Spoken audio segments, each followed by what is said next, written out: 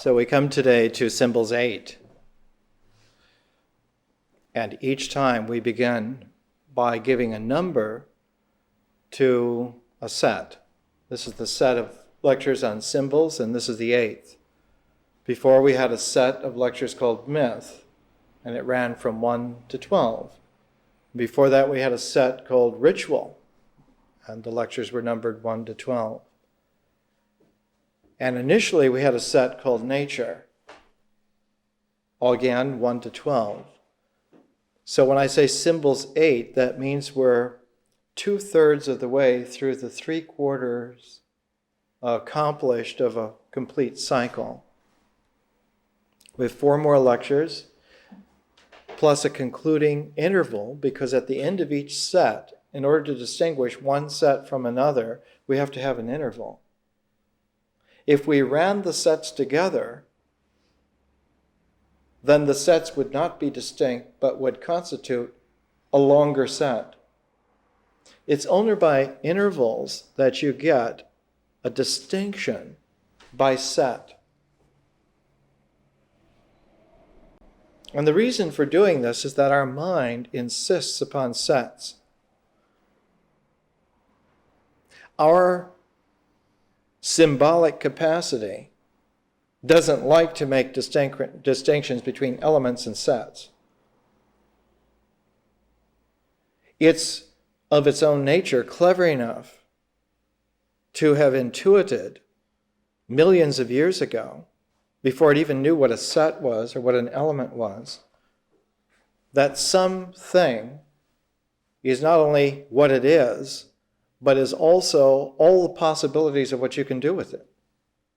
And all the possibilities of something are the set that belong to that thing. It's as simple as that. But coming to choose a possibility out of all the possibilities involves an abstraction. In nature, the selection is done on the abstract basis of ritual. Our original activity was therefore a ritual selection, which was kind of like a natural abstraction.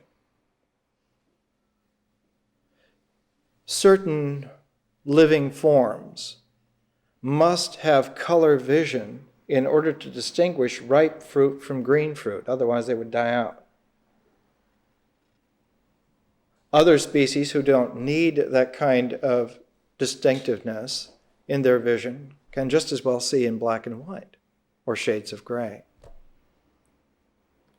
On the ritual level, the body is the arbiter. The body is where it happens.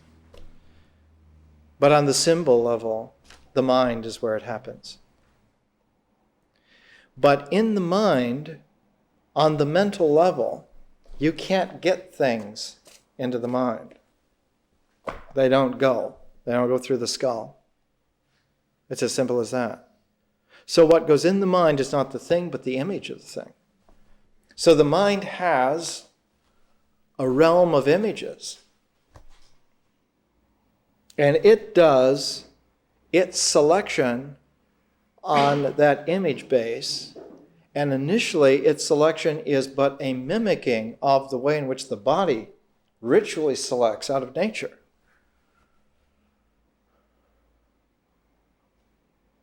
But an image has different properties from a thing. And so just blindly having the mind follow the way the body was successful is a dead end. Because the mind is quite extraordinarily a higher power from the body.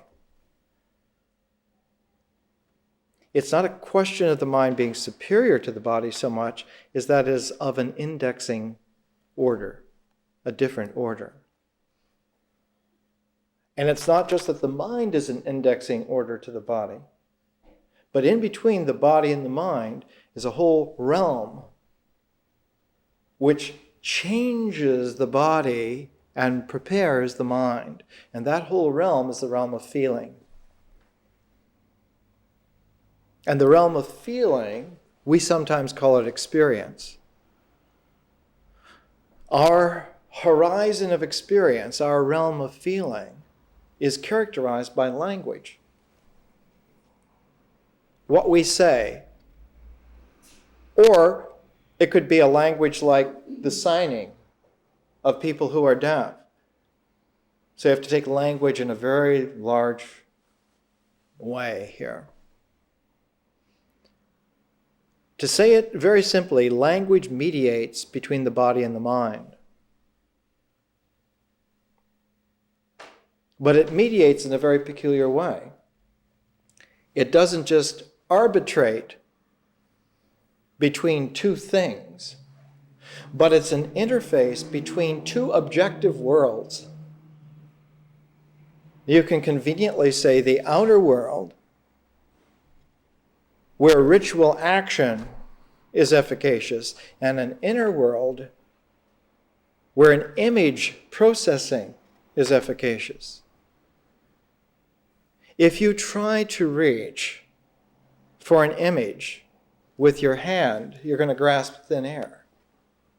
The images are not here in this air. They're not on this table. The images are not in the things. So no matter how refined your body is, no matter how tuned your body is, you have to also refine and tune your mind. And that mind is refined and tuned in terms of the way in which symbols index images. So on the very simplest level, what we're talking about now, in this particular set, these lectures on symbols, is what are we doing? How do we do it? How do we do it better? Are there any options of doing it completely differently? And consequent on all of those answers, and what we find out from there, we can go on in a completely more intelligent way with whatever it is that we're doing. Now, we've been looking at a technique of taking a pair of things together, pairing them together. Just on the simple level of a pair of eyes give you stereoptic vision, a pair of hands allow you to do a lot more range of activity. A pair of legs gives you a certain gait and a posture and a kinesthetic balance. There are all kinds of advantages from pairedness. The same quality of pairedness holds all the way through reality. On the level of symbols, pairedness in the contemporary world very often is arbitrated. That is to say, the symbolic selection of images is made on the basis of what we would now call bits. Bits. Bit is short for binary digit. And the archetypal binary digit is 0 and 1. The 0 and 1 binary language of computers is an analog parallel to one of the ways in which the brain works. Brain, very much an analog, binary, bit distributing, indexing way of selecting out information, data, images. But the mind is quite distinct and different from the brain. The mind does not work by a selective process, but the mind works by a creative process. The mind is creative. Now, the selective process very often comes in terms of adding, additives, addition, or multiplication. But as soon as you bring in the processes of subtraction and division, which are equally powerful, one has to become creative. on the most simple, basic, primitive level, when men and women first learned to use images abstractly, they did not write down words, but they wrote down numbers. When you write down words, it's called literacy. When you write down numbers, it's called numeracy. And numeracy precedes literacy by thousands of years. 5,000, 6,000 years. Long time. And the characteristic of numerate imagery for men and women for 5,000 or 6,000 years, before there was any kind of written language whatsoever, before there were any words, the mind got used to handling numerical images for which the primary effective functions were addition. Sometimes multiplication, but more often addition. So that the most simple sequence was that 1 was a single slash, 2 was 2 slashes, 3 was 3 slashes, and so forth. So that counting, sequencing, was a matter of adding 1 more slash to the body of slashes. And of course, this is cumbersome. Also, it is non-differentiable because 1 sheep is quite different from 1 jar of oil. So that you have to have some way of designating, in addition to 1, what is it 1 of? Or what is it 2 of? And if you are a merchant and you're trying to make some money on this shipload of goods, and it's varied, you have to have some way of accounting and counting how many of which things you have and putting them together into an aggregate which is referentially convenient. And so there was a set of all the numbers of all the things, and it was in the form of a little clay pouch. It looked like a pita bread made out of clay. And in that pita bread went these little markers, these counters, these markers. And the markers, the number of the markers was how many you had, and the shape of the markers told you what they meant. Like a jar of wine would have some kind of pyramidal shape. An animal of some kind would have like a star shape. And this pita bread clay pouch would have all these markers, and however many there were. You could open up this pita bread, put them all out on the table, and you could count them and arrange them. But this took a lot of time. And when you got to have very successful businesses, you put the markings of everything on the outside of the pouch. So you didn't have to open the pouch and count them all out, but you had the pictures of what the things were along with the numbers. And eventually, instead of having to have these pita pouches of all these things, all you needed was the cover of the pita pouch, which was the first clay tablet. This is how writing developed. Now, in all this thousands of years of doing this process, the mind was being ritually trained to think of images in this way, mimicking the way in which ritual action indexes the world vis-a-vis the body. So that the mind became a surrogate body de facto. Only the mind, when it really begins to get juice, is not satisfied by a ritual comportment to a world of things. It begins to create other dimensions, other qualities, something new. It gets a visionary taste of something else. And especially when the aggregate of things and numbers gets to such a large spread, a range of significance that's very large, The integral quality of nature is to bring all this together into some unity. And that natural drive for unity, that natural propensity for integration, at a certain large range of significance, brings things together not gently but implosively. So that the word that we use for symbol now comes from the Greek, and it meant, symbolion in Greek means thrown together. That there's an explosive, but an explosive which is inverse, which is implosive.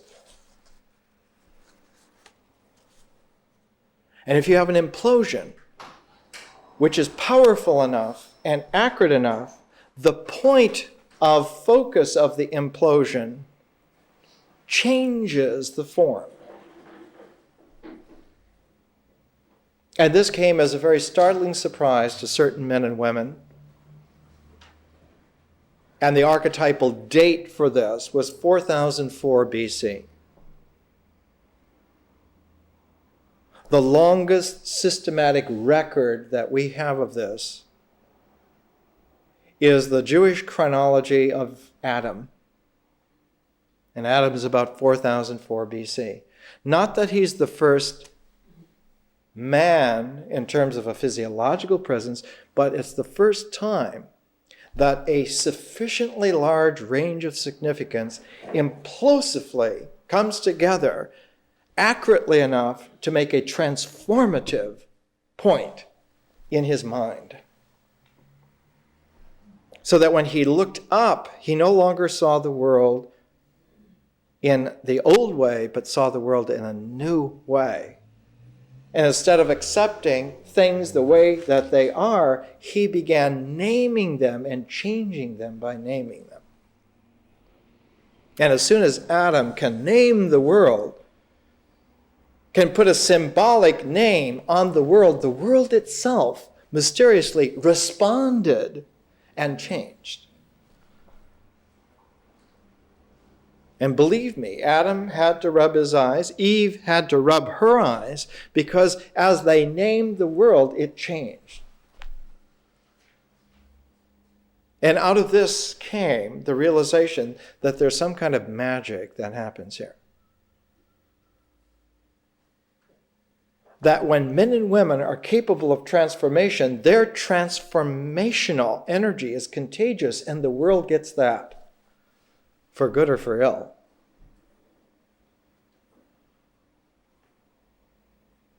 All of this comes under the recognizable form of reciprocity.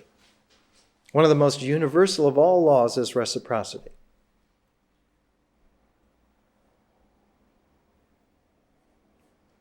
Not just that doing something here has an effect there, but that reciprocity runs as deep as the whole question of reality. And that if you abstracted it, reciprocity has to do with pairs. There's always a pairedness involved, even to the archetypal level of the pair of 0 and 1. And 0 and 1, as a pair, have a very peculiar quality. The relationship of 0 to 1, which is the basic binary, the basic binary digit, the basic bit, is mathematically and logically indistinguishable from another binary, which is infinity and 1. Now, nobody's writing computer programs on the binary language of infinity and 1 yet. That's for the 21st century. But there are very smart, shrewd computer philosophers way out on the avant-garde edge who are beginning to write little articles that appear in very esoteric journals about a zero-base algorithm. Somebody in Dallas, Texas, professor down in Austin, people like that, trying to search this out, that a zero-based algorithm has a very peculiar quality, that it functions also logically as an infinity-based algorithm. And it turns out that 0 and infinity exchange with each other. In other words, there is in the ineffable mystery of nature a reciprocity between 0 and infinity. They exchange for each other without leaving a trace. They function in each other's place perfectly. Which means that one which has a relationship to 0 and one which has a relationship to infinity, that's the same one. Only the one that has a relationship to 0 has an integral propensity, and the one that has a relationship to infinity has a differential propensity.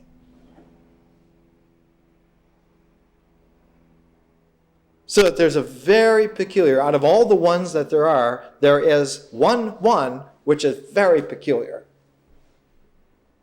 It's an interface between the integral functioning realm and the differential functioning realm, and that one Plato called the one. And he said, of all the ones that there are in existence, they are clones of a super essential one which exists in some kind of reality. And that one is the form of all forms. That everything else is just a shadow, is just a clone of that real. But that real doesn't occur in a ritually comported material outer world. It exists at the center of the mind. At that implosive center of the mind where all ranges of significance come together implosively, and that one, instead of being just statically one, is always a transformational pilot trigger. It always triggers transformation. So that the one which is real in terms of transformative qualities always. And whenever anyone contacts it, comes into that vicinity, they get this magic capacity to transform the world because they're working out of the one. The one's energy, in a sense of the integration is always in terms of an energy, and the differentiation is always in terms of a dynamis. The Greeks had two words for the same thing that we confuse very often. Something dynamic and something energetic are related, but they're not exactly the same. One tends to come together, the other tends to go out. And those two realms, if you could visualize them as spheres, those two spheres touch at one and one point only. And what's characteristic of that point is that it doesn't exist. It's not a static place, but it's a transformative node that any time you're there, it's like a magic thing. Something else then happens. It's eternally creative all the time. You don't get there and stay there, you get there and disappear. So that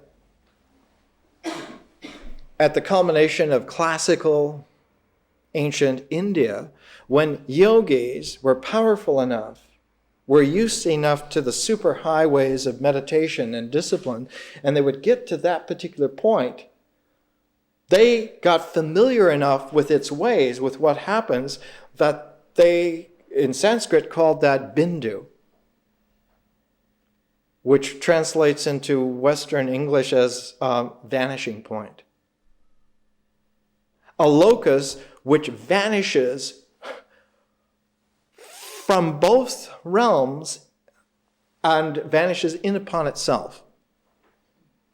In a way, the last 30 years in Western cosmology the identification of black holes are very large bindus.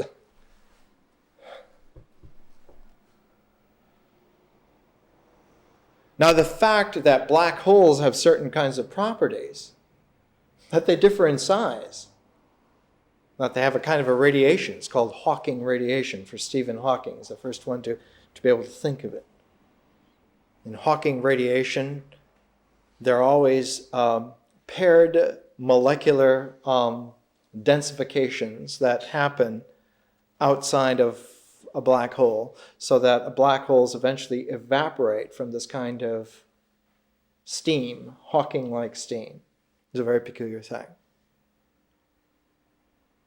The Indian yogis found that the bindu, that particular vanishing point also has properties. Only instead of calling it a black hole, the first Indian yogis to identify and explore that realm called it shunyata. They call it the void. And the void has properties like a black hole. Not apparent at first, because the properties are not the properties of things. They're like super properties of something which is always dynamic. Instead of occurring as a thing, it always occurs as an everything.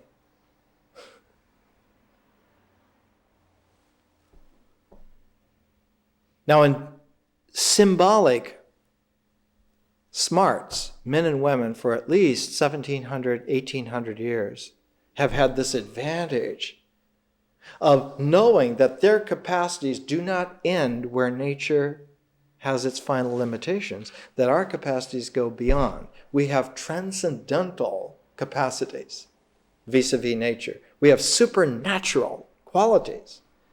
And that those supernatural qualities are at least equal to the natural qualities. So when you're talking about a fulfilled, mature human being, you're talking about someone who's at home in at least two different realms, the natural and the supernatural, equally. But that equal at homeness is not a product of nature. It never happens in nature. It's always a product of education. You have to learn that balance. Because that supernatural world only occurs when the natural world has completed implosively its quality.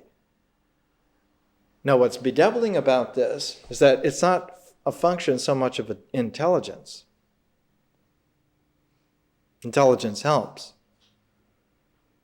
But there are many ways in which people reach that implosiveness in terms of feeling long before the maturity of their thought.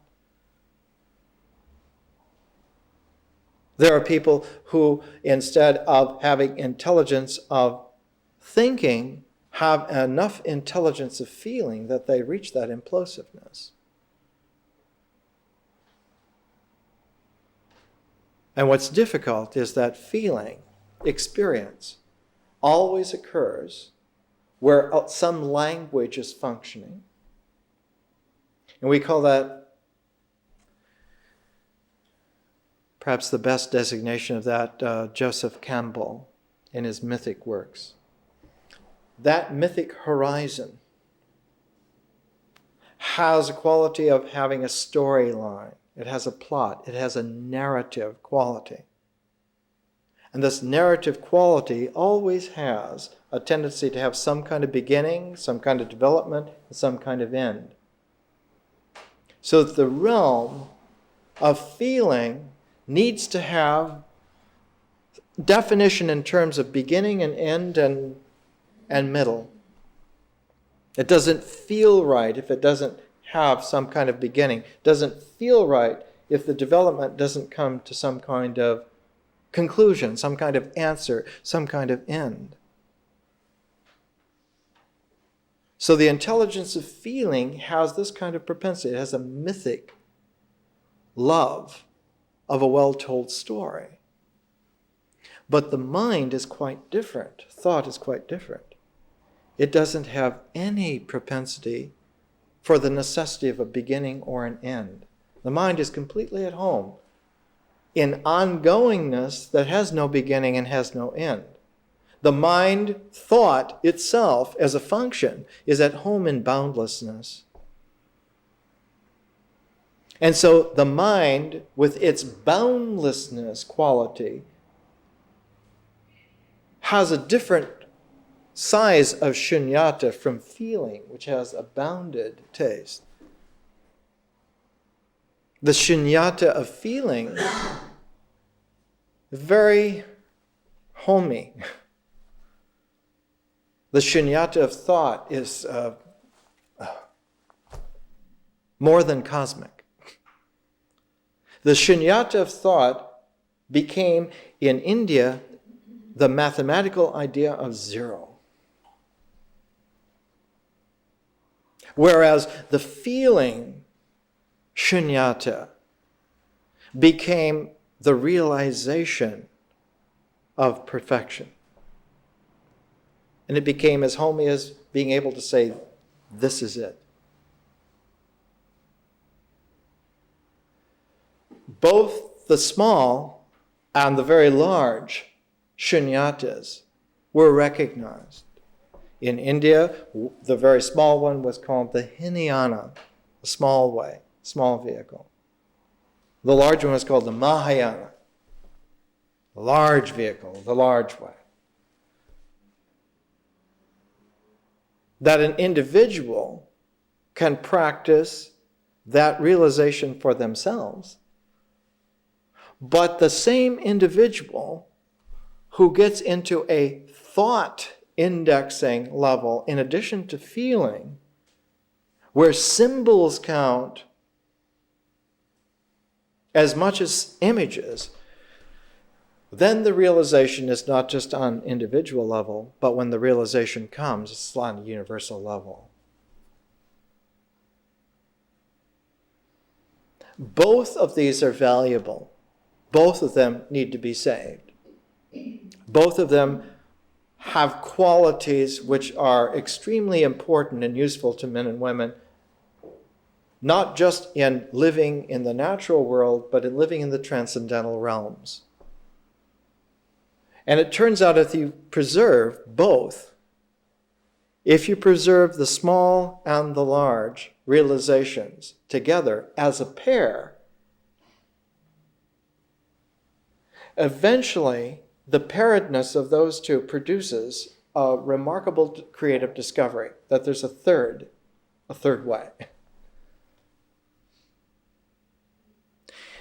That third way is not at all apparent in nature, nor is it all apparent in the larger realms of universal thought.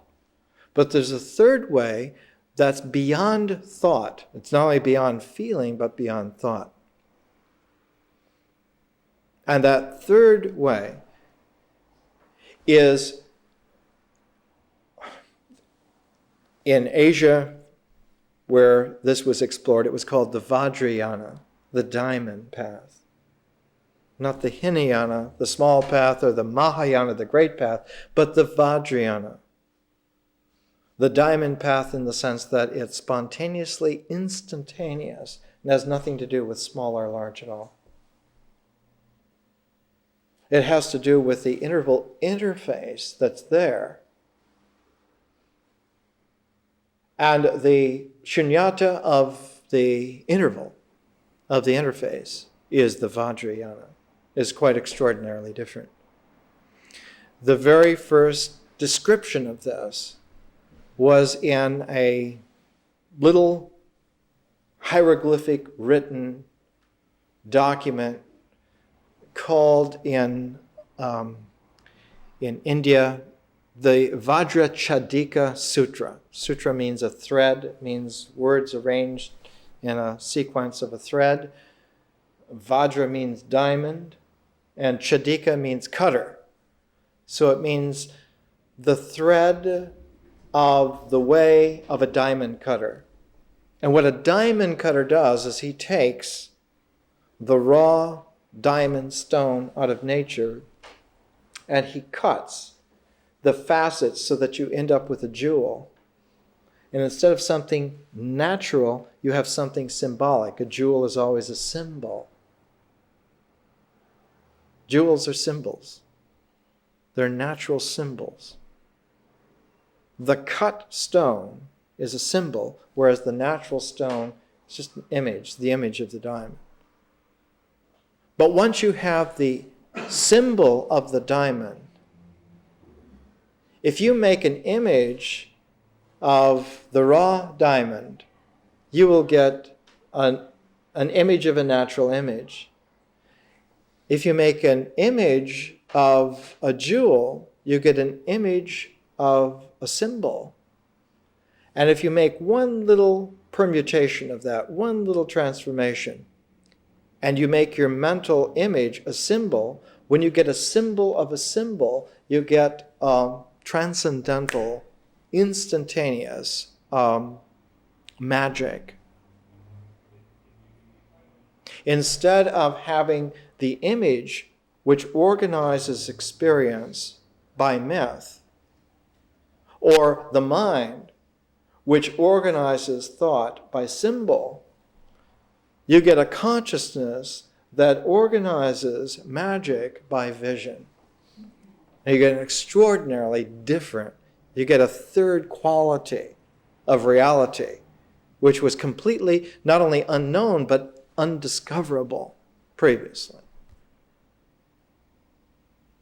Now, a really good education doesn't just teach you things of how to go and get a goddamn job. It doesn't just stop at teaching you how to be swift with ideas and clever with the mind and all that. It takes you to where you have at least the acquaintance, not the competency, to be able to deal consciously with a visionary cosmos. Because that visionary cosmos is responsive all the time. Mother Nature is a passionate lover. She's going to make love every single time when there's a lover worth making love with. The lover who brings a bouquet of images will get reciprocity on that level. The lover who brings a bouquet of symbols will get reciprocity on that level. And just so, the lover who brings a bouquet of visionary consciousness, the universe accommodates. She loves you in that way. And out of this comes a completely new realm that was not there. It was neither there in nature, nor was it there in the supernatural. It's there. The Western term had to be invented for this. There was no way to do it, and so leave it to the Irish. There was an Irishman in the bleak, dark ages. His name was John Scotus Eriugena, and he had a very good job. He was like an educator to one of the descendants of Charlemagne, Charles the Bald, who was rich enough to say to him, look, I want the best education that my money can buy, and the best education is in terms of mystical Greek language. You go and learn mystical Greek language well enough to teach me, because I want this. And so Eriugena became able to read mystical Greek, which is Plotinus, well enough to get and understand that there was such a realm as called the superessential. Not just that there's the world of experience, which is the mythic realm, the realm of language, or the realm of essence, which is the realm of symbols of the mind, but there's a third realm of superessential, conscious, cosmic visionary. And on that level, when the universe responds to someone playing on that level, the entire universe changes so that the natural realm that was there for ordinary men and women before is no longer there. The transcendental realm that was there for men and women playing on the symbolic level is no longer there. Because the conscious, visionary, superessential level indexes all those, and when it makes a transformation, everything else below it transforms. And so to men and women who are still playing on the old levels, they're disappointed because what used to work for them no longer works. Somebody's changed the game. Not only changed the game, but taken the action out of one level of gamesmanship and put it into something at least 2 orders above the level where natural experience would happen. So that the old rituals are no longer effective. Yes, they used to work. Absolutely. The traditions record that they worked for men and women all the time. When we did this dance, it rained. When we invited anthropologists and did this dance, it rained. And they kept saying, oh, you knew it was going to rain, or that this is an oddity. But all of a sudden, these rituals do not work anymore. These myths are no longer true. And more disconcertingly, these symbols no longer have any kind of formal meaning. Meaning doesn't stay in the shapes in which they were, and they were there just a couple of generations ago. They were in those shapes. Men and women could use those goddamn shapes and affect the world. They can't anymore. Mother Nature is passionately in love with some new super essential guy or gal. Father Nature, Mother Nature, whatever it is. The old rituals don't work and the old symbols don't work. It's not a question of finding new myths to live by. The whole function of myth is transformed. Not a question of finding new symbols that are going to work. All that's been changed. So at the place that one has to go to get something effective done, the counter at which one has to apply to get a job that's going to pay is differential consciousness. That has already happened. It's only pure inertia and happenstance and abject probability that keeps this world temporarily going in the shape in which it is. Nothing works anymore, and never, ever will work again in those old ways. They are gone. When the Vajrayana was first discovered, a little poetic spell was made to help people remember. It was like a little poetry quatrain that you tied around the finger of your mind. In Sanskrit it ran, Gati Gati Paragati Parasamgati Bodhisvaha, which translates into our English as gone, gone, completely gone, enlightenment. Hello. Let's have a break.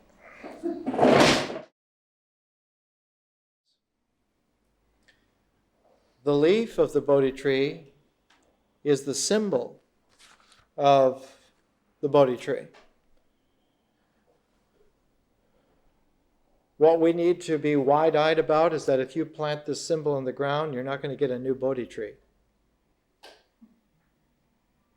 The symbol doesn't grow a new tree. It's the seed that grows the new tree.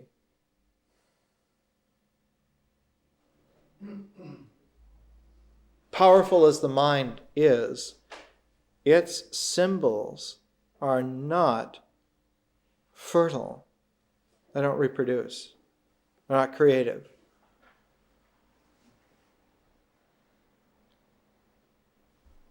When someone gets introduced to the powers of the mind and you become amazed at what you can do with the mind, it's very distracting and it takes you far away from the further realization that in order to have creative fertility, one has to transform out of the mind into visionary consciousness.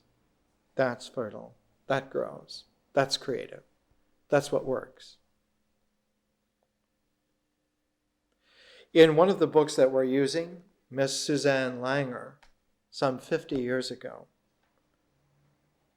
wrote this beautiful little paragraph in the chapter on life symbols, the roots of sacrament. Here's what she wrote. The better an act is understood, and the more habitually it is associated with a symbolic gesture, the more formal and cursory may be the movement that represents it. Just as the white settlers of this country first called an Indian feast a pow, wow, wow, and later referred to it quite often handedly as a powwow, so a child's representation of sewing, fighting, other processes will be really imitative at first, but dwindle to almost nothing if the game is played often. It becomes an act of reference rather than of representation.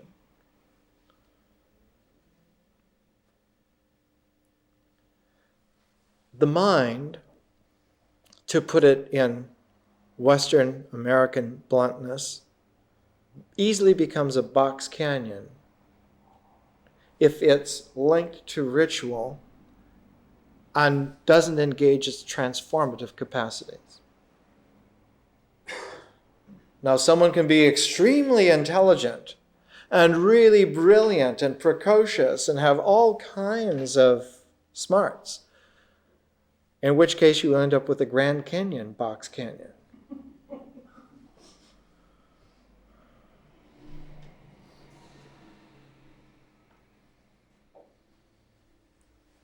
So a really good education helps us not only to reach the level at which symbols have their functioning and indexing and power, but help us also to set that aside when the time comes and go on, to move on.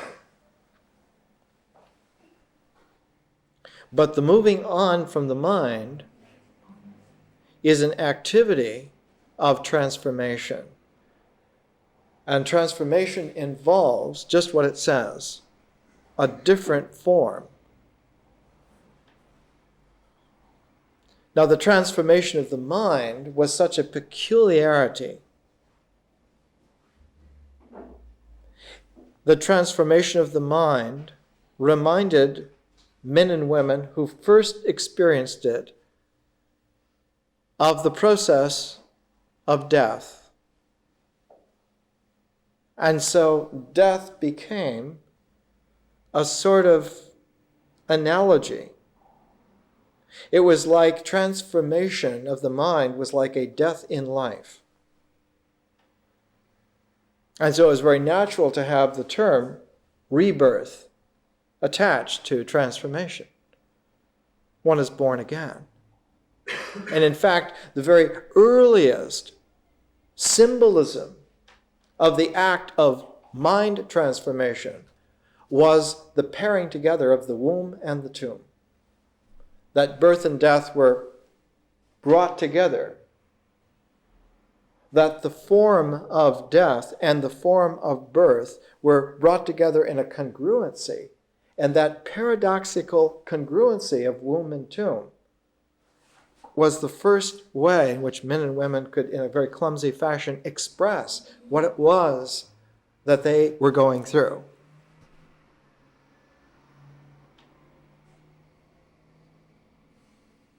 And the very first indications of this come a long, long time ago. When you bury someone who's dead, you put them in the ground. But when you bury someone who's undergoing a transformation in life, which is akin to death, you take them to a cave. And so the old Ice Age Paleolithic caves, the first indication that men and women were getting it. And you don't put someone else's body in it, but you put your body in it. And you don't put your body in the ground, you put your body in the cave. because that tomb becomes a womb. You can emerge out of that.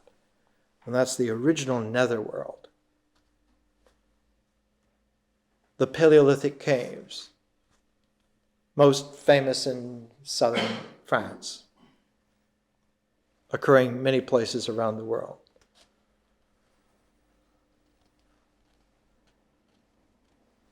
Recently, one of the great Paleolithic womb tombs, whose entrance had been buried a long time ago, dozens and dozens of millennia ago, by the rising of the Mediterranean Sea. Divers penetrated under the Mediterranean and up into the cave and found intact all of the transformational symbols that were there. And when one looks at the pattern of all of these transformational symbols in Paleolithic caves, one gets a gestalt that reoccurs again like a theme all the way through human history. That the transformation begins with a rehearsing of the ritual level and ends with the magical projection of consciousness. Now, the easiest way for us to get a handle on this, to understand this, to put some kind of an idea on this, is one of the powerful ideas that we talked about a month or so ago and mentioned a couple months before that, and that was the principle or the rule, the law, the idea of squares of attention.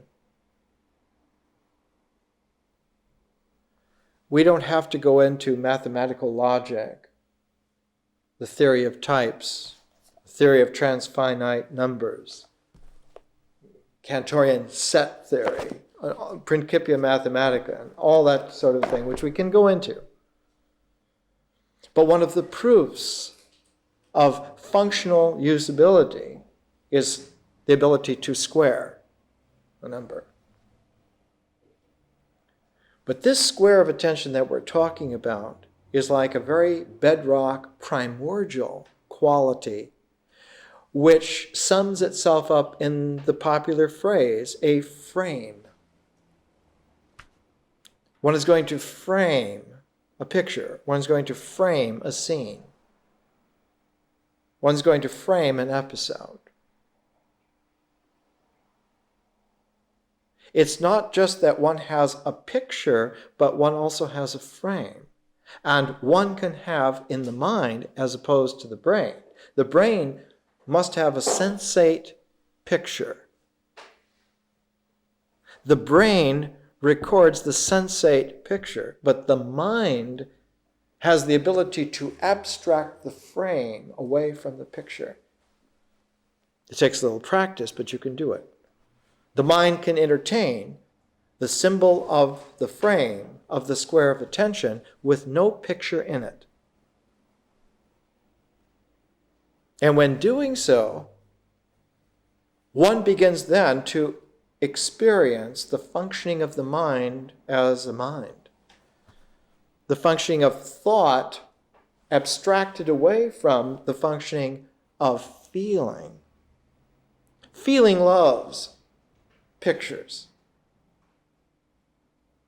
The whole function of the mythic level is that its horizon rolls along on little wheels of images. Images carry the dynamic energy of the mythic level. And so too, they carry a storyline in the mind. But sometimes one is not after the storyline so much as the pattern. Not just the story, but the whole pattern of how language delivers storyness. And that's a frame. Our frame of attention is an artifact of our education, in that we have taken sets of functions that occur in a certain alphabet. It's kind of like an alphabet of creation. And that this alphabet of creation is not based upon an accumulation of ones so much as a progression of unfoldment. Nature comes first, ritual comes second, myth comes third, symbols come fourth, and magic or vision, consciousness, comes fifth. Even the traditional ascription of magical vision was always that it was quintessential. It was always fifth. That nature has a square to it. Natural attention is limited by this kind of a frame, this kind of a square. Because the natural cycle, when it's complete, completes itself with the functioning of the brain.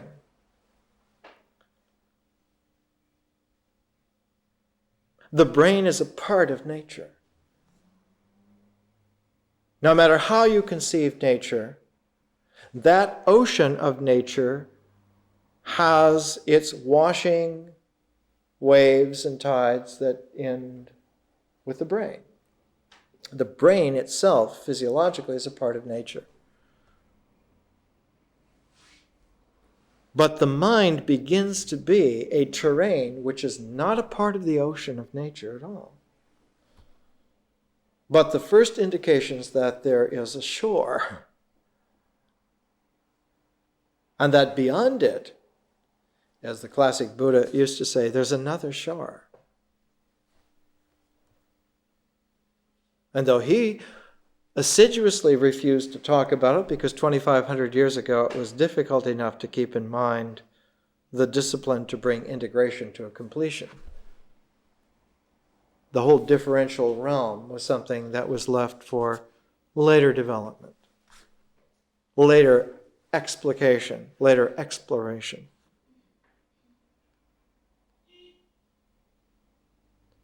Because of this square of attention, the natural limitation, and it's a limitation, incidentally, that's not just our limitation. It's a structural limitation of size, a structural limitation of range of significance, which occurs throughout the universe. Wherever anything exists that has the ability to feel its way into thought, thought is the farthest reach of actuality of the integral cycle. So that nature, ritual, myth, and symbol form a square of attention. And when that square of attention is made, when you add symbols to myths and ritual and nature, that whole ecology is complete. It doesn't go any further, it doesn't need to go any further. So when transcendence begins to happen, there's a reciprocity in the universe that happens. And as vision, as the quintessential magic realm begins to operate, the more that the supernatural operates, the less that nature participates in the square of attention. So that when that fifth set takes over its side of the square of attention, the original side that was constituted by nature no longer is in play. It's not that nature doesn't exist, but it's no longer in play. The stronger that consciousness becomes in a visionary way, the less that sensate nature records as a participant in that square of attention. It's a very simple thing that you can do to prove this to yourself. You don't have to be a great yogi. Although the men and women who pioneered this were extraordinary. You'd have to put 15 exclamation marks behind their names if we could pronounce them. The simple test is when you're driving in your car next, like in a few minutes or hour or so, Start thinking about something else, and then notice if you see the road. The clearer that something becomes in your mind, the less that you see in nature right there. Now, on kindergarten level, we call this daydreaming. But we know from the book of Daniel that daydreaming can be developed to the extent to where one can understand the structure of dreams and the structure of symbolic visions on level of apocalyptic universal changes. That someone can learn that language, that technique, and when learned to a point where it's familiar enough, where the range of significance of that capacity, that implodes, the transformation that happens in a man or a woman is extraordinary. It's of a whole other order. It has nothing any longer to do with what now we would recognize as a transition or a transposition. We have to name it a transformation. The whole form has changed. So that when the first pictures or symbols or images of this capacity began to come out in Eastern Mediterranean civilizations 4,000, 5,000 years ago, maybe 5,000 years ago. The first symbol image that you find is that of the butterfly. One sees in the ancient coast that became Lebanon or Palestine or even Israel today, Syria, in that area, or in Mesopotamia, what today is Iran, Iraq, Kuwait. In those two areas of the world, when there was a juxtaposition of two distinct ways of feeling and two distinct ways of thought brought together, one got an implosiveness of such an extraordinary power and force that out comes this ability to image the butterfly as the mind. The Greek word psyche, pronounced in Greek psyche, means butterfly. And what is extraordinary about the butterfly is in order to get to be a butterfly, it wasn't born as a butterfly, it was born as a caterpillar. But for that caterpillar to get to be a butterfly, there's no direct link whatsoever. There's no form because the butterfly emerges completely as a butterfly. It doesn't piece its wings together with Scotch tape. It has one single transformation, which is even mathematically notable. That abstraction occurs in a single transformation and not piecemeal. One can make a lot of this. Greg Cantor and Frege and Gödel, all the makers of modern mathematical brilliance, all remark about this. It's a single transformational act. But for the caterpillar to get to be a butterfly, it has to dissolve its body. It becomes a mass of goo. That's why it spins a cocoon, because the cocoon is a temporary holding place while the form of the caterpillar dissolves, and out of that dissolution comes the new form of the butterfly. So that transformation always had with it this kind of perilous interphase. The interphase was what was perilous. And the peril was extraordinarily real. It meant that the form that you were has to dissolve. It has to go.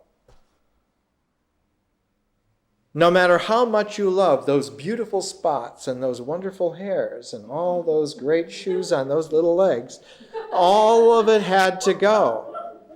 You have to give up the whole wardrobe, the whole trousseau. In a radical way, it not only included the shoes, but the feet. And as they say south of the border, ejo de biche. son of a bitch. That it gets to the point to where transformation and death are to the integral experiencing individual so synonymous that they seem identical. And the function of transformation became identified quite clearly with the perils of death. And so just as this whole new facility of a superessential reality opens up for man, exactly at that moment, the natural little resistance demons come in, whispering, it's kind of like death. How do you know you're going to come out? Yeah, those guys made it. They were lucky. You're not lucky. You're going to try and transform? You have insurance? It's that kind of a weird quality where one is drawn to this transformation, and exactly to the extent that you're drawn, you're exactly repelled. So that if you naturally let the energy distribute itself in terms of experience, it distributes to exact dead zero, neutral. Which in conscious retrospection is a cue, a sign of great happiness.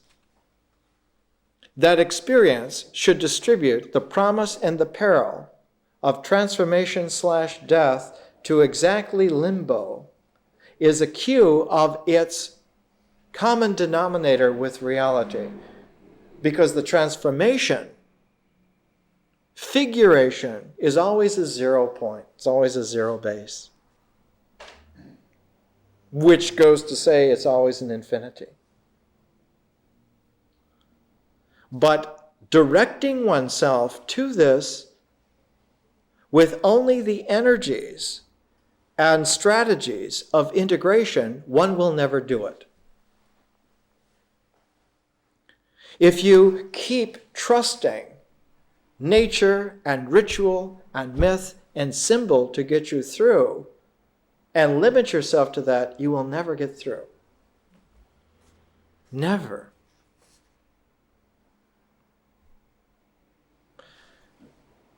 One of the most peculiar question sequences in all of the 17,500 and some sutras of the Buddha, someone remembered once that someone asked the Buddha in his old age, he's nearly 80 years old, been teaching for 45 years, one of the most consummate yogis ever.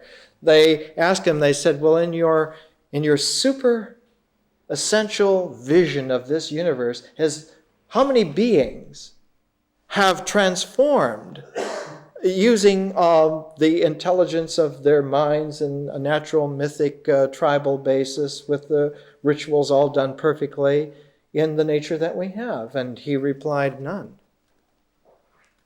Exactly, precisely, 0, none. No one.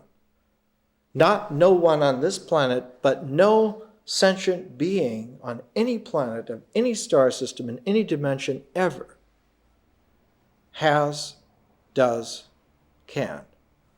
None. It is structurally not only unfeasible, but it is mathematically impossible to do. And the impossibility is of such an ordinary nature now that we teach it to 10th graders in high school. In the first courses of calculus, integration is taught in terms of the functions of an approach to a limit. But you never get to that limitation. The approach to 1, the approach to 0. One is in the integral realm always caught in a conditional frame. And that conditional frame ceases more and more to operate the more and more it comes closer to its completion. What operates more and more is a neutral, dead zero-ness. Which is why in very high Dharma, the last step in integration is acceptance. the wisest of the wise, learn that the last thing you do is you stop doing. If you think that by some willfulness or energy or cleverness or whatever that you can take that last step, that's like a signal for a regressive movement to come in, a devolution. That's the pride of the fall.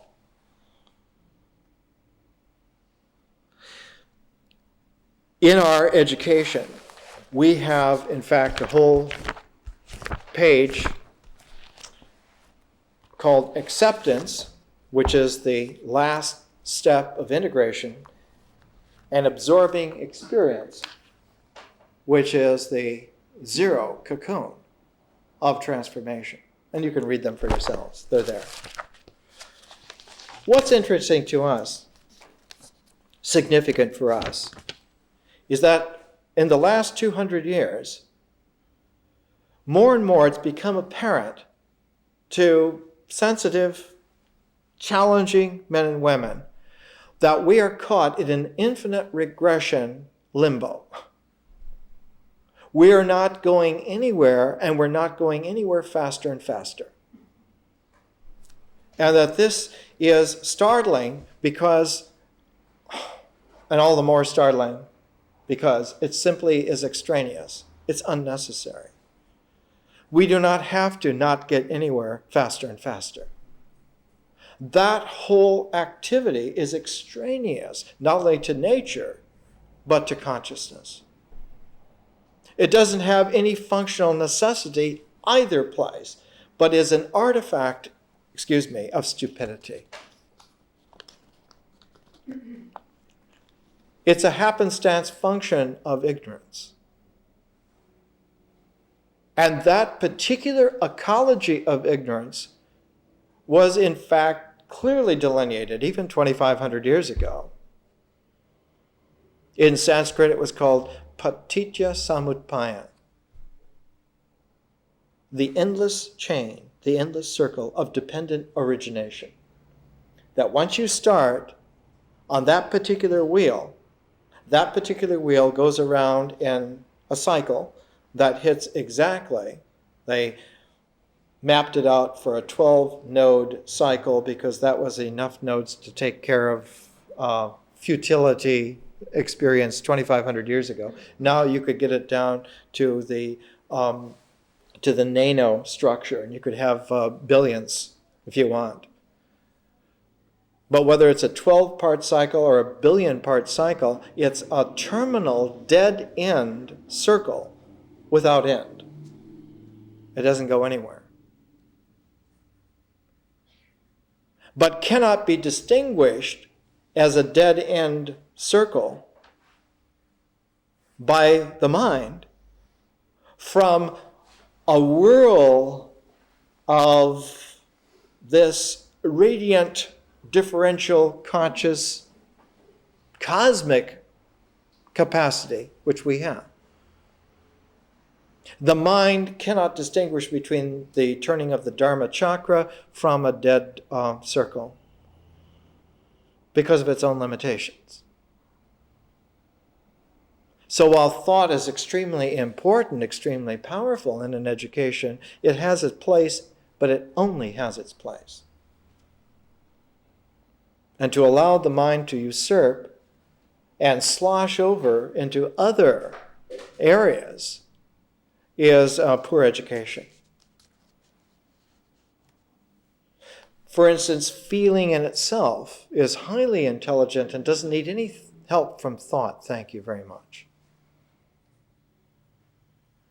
Music can convey very high intelligence in a feeling tone way of experiencing nature and ritual and myth, and even lead to thresholds of symbolization without bringing the ideational discursive mind into play. But you can bring the ideational discursive mind into play and develop something further out of it. But it has its place. And part of this education has been to keep powerful ideas limited to the application in symbols, not to bring them too far into play when we began, like in nature, not to let them dominate ritual, and certainly not let them color myth. And it's going to be important for us because in another month, when we finish with symbols and we get to vision, when we get to the differential radiance of the second year of this education, we don't want to have the mind meddling in our maturity of developing our appreciation for vision, for art, for history, for science. That whole ecology, that whole sphere, can be helped from time to time by ideational, powerful, symbolic realizations, but to let them dominate it is absolutely doctrinaire and ideologically stupid. Now, 200 years ago, what happened was this. I've made some notes here, and I want to work out of these notes for about 10 or 15 minutes. So forgive the intellectual push at this particular juncture, but you should have the right to hear it straight once, at least. We talked about how Suzanne Langer's Philosophy in a New Key, dedicated to her wonderful teacher, Alfred North Whitehead, and how his great book, Process and Reality, and his co-authoring of Principia Mathematica with Bertrand Russell, gave her a certain fluid gestalt genius, and how her other teacher, Ernst Cassirer, was modern-day genius about symbolic forms and myth. In fact, we use his little book, Myth and Language, translated out of German by Suzanne Langer. But how Cassirer was a Kantian. He wrote this biography of Kant that we brought last week and showed. And a lot of Cassirer's work and a lot of Miss Langer's work are heavily influenced by Kant. In fact, a lot of modern thought is conditioned by Kant.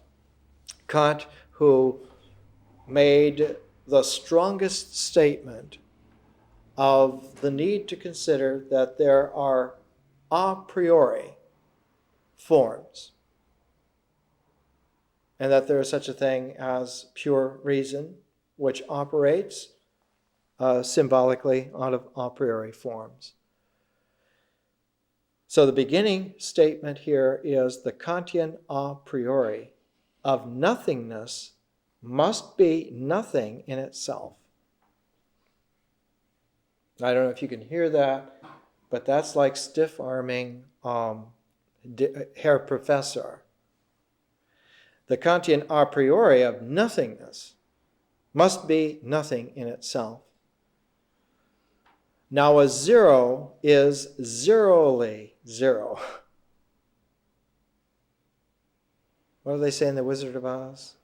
Positively, absolutely, completely zero. If your zero is something other than zero, you have the wrong number. Sorry. And zero does not equal zero. Zero just occurs. As soon as you posit the identity zero equals zero, you're engaged in a mental flaw, courtesy of the structure of the mind and codified by Herr Professor Kant. They used to be able to tell the time of day in Königsberg by what Kant was doing. He did the same thing every day, each time. When Kant one time went to teach in Berlin, he had something like 4 or 5 students. And across the hall, Hegel was lecturing to hundreds of students who were hanging out the windows to hear what he had to say. Because Hegel was alive and Kant was a peculiar dead end. So zero does not equal zero. Zero just occurs. One of the ways in which you can say it is zero happens. What does the Predator say? Shit happens. Zero happens. And zero cannot be said to be. Zero does not, quote, is. Zeros have no isness. And zeros have no is notness. We talked about a couple of weeks ago about the peculiar quality of paradox that came into logic before Plato was born. A man named Parmenides, who wrote this mystical poem about reality that influenced all the classical Greeks to such an extent that they got into this quandary, this kind of neutral, dead-even limbo that was only broken by Socrates. Socrates, who learned, whose philosophic teacher was not a man but a woman, Diotima, a Pythagorean she was, very, very shrewd. And she taught Socrates that as long as you can have a pro and a con about an argument, you have not resolved the reality within which the argument is formulated. That the whole process of philosophy is not to resolve an argument pro or con, but to get to the realization of the truth of what is there. And the Greek word for that realization of the truth of what is there, the Greek word for truth, that truth is aletheia. And Diotima taught Socrates that truth occurs. It neither is nor isn't. It doesn't have a pro or a con. Truth has no pro or con. It is in such a way that it doesn't occur as an is. It isn't in such a way that it never not occurs as an isn't. And that two people or more can be brought to a congruency of the same aletheia. This process is to formalize language into its paired structure called a dialogue. If you have two people relentlessly tenacious, talking together about any issue whatsoever, who methodically weed out the pros and cons, not to adopt the pros and cons, but to set them aside equally, what is left, as Sherlock Holmes said, when you eliminate the impossible, what is left is true, incredible as it may seem. The discovery of truth in the Platonic dialogue way is the old Socratic ignorance functioning. We don't know, but we can continue to realize that we don't know, and by holding on to that kind of Socratic ignorance, we can patiently let go of the pros and cons, pair by pair. And as we do so, we get down to deeper and deeper levels of context. And at every level of context, there's a pro and a con pair which can mutually fall away. And when they mutually fall away, they allow us to go to a deeper level, and that this process doesn't happen indefinitely. It's not a regression. It's not a devolution. That this process happens at the most 7 times. By the time one gets to an 8th level, in Hermetic wisdom it's called the octave, the set of the chord. What is that chord? The chord is the diagonal line that cuts through the matrix of the pair of elements arranged as coordinates. In modern mathematics, one finds in such a thing as Scientific American, April 1955, an article on a brief history of infinity. And when you come to mathematical illustrations, here's the diagonal line in blue with a matrix of positive integers and subsets of logic arranged together in pairs. And the article credits this discovery of diagonalization to Georg Cantor, whose books we've brought here. In ancient Alexandria, the Pythagorean used this, but they didn't know about Cantor. He hadn't been born yet. It's over 2,100 years later. They used what they called a form, I guess the English translation of the Greek word would be sieve. Sieve. And it was the development of a man at that time, a mathematician. His name was Eratosthenes. And the sieve of Eratosthenes showed in this topsy-turvy inverse, instead of going deeper and deeper, he showed it as it went higher and higher, that if you start with 1 and you split it into a pro and con, on the second level you have 2. And if you split those into pro and con, on the third level you have 4. And if you go through this whole process, by the time you get to the 7th level, you have a range of 64. And when you have 64 facets, it's the same thing as the Chinese discovering the I Ching with 64 hexagrams becomes enough of a faceted jewel to show the universe in its wholeness. You could go to 128, but why? You could go to 256, but why? At 64, it's enough. In fact, Mother Nature stops at 64 because there are 64 codons to the structure of DNA.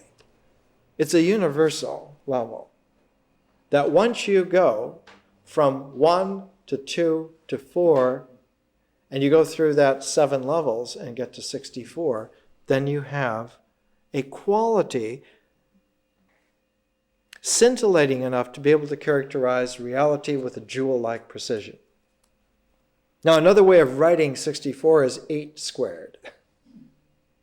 If you square the octave, is the Vajrayana form. You don't go through the Hymer-Mene, the 7 levels, to get to the 8th. One of the great Nag Hammadi manuscripts that was found about 45 years ago in Egypt is called The 8th Reveals the 9th. That there are 7 levels of sound in the universe, and the 8th is a silence. And that when you get into that 8th silence, one hears for the first time God's music, which is a 9th that completely is outside the cosmos. The old Vajrayana, the old Hermetic way of Plotinus, was to do an octave squared. 8 squared will do. You don't have to go through all those levels. The basic quality that I'm presenting to you today is like on one step at a time, little baby steps. And here it is. The Kantian a priori of nothingness. Notice that we come back here recursively and start again, only with a little more context and depth. It's a technique. It's a Platonic Pythagorean technique that one angles back and comes back to what was the starting point, but you come back with a refreshed context. And if you keep doing that enough of the time, not just in one direction, but in a pair of directions, you have to go positive and negative.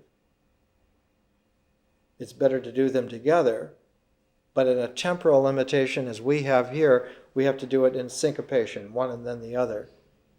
If you go into deep contemplative professionalism yourself, you do them both together. The butterfly has 2 sets of wings. The Kantian a priori of nothingness must be nothing in itself, and as 0 is exactly 0. And that 0 neither is nor isn't. You can't ascribe to 0 isness or is notness. So that 0 is an interface between a realm of being and a realm that could be said to be not being. So that 0 is exactly and precisely a transformational node. That is to say, it doesn't participate in the world of existence, nor in the world of non-existence, not in the exterior world, nor the interior world. But 0 exactly is a transformational node. Anytime you touch it at all, what it does is spin you out. No one stays there. Now you can, in this cosmos of clever yogi hotshots, you can take no time at all and expand it so it has seeming psychological duration, and you can sit in nothingness for who knows how long it seems by clock time. But in actuality, there's no time at all. Zero has no temporality at all.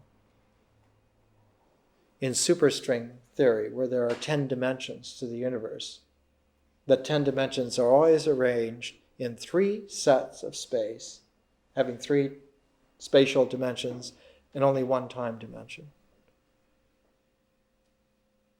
Time has to have a serial cardinality in order to be logical.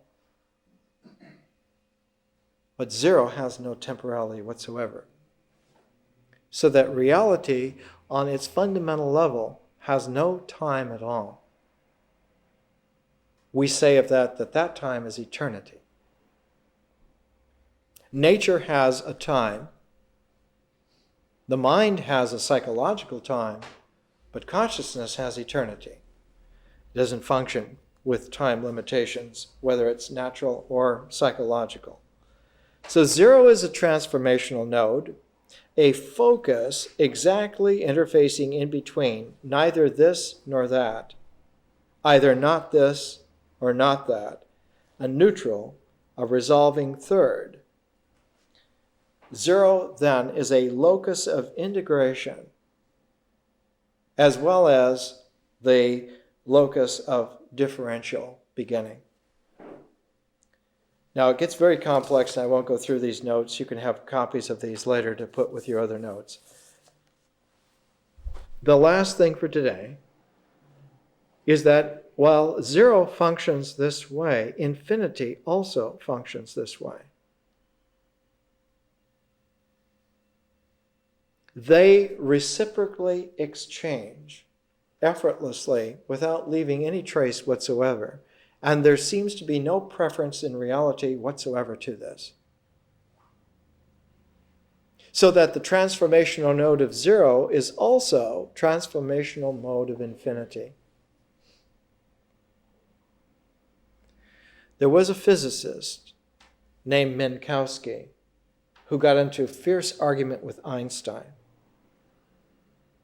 Minkowski came up with this ancient Egyptian idea of the block universe, that it must occur in discrete sets. And Einstein said that relativity shows that there is some kind of peculiarity going on here.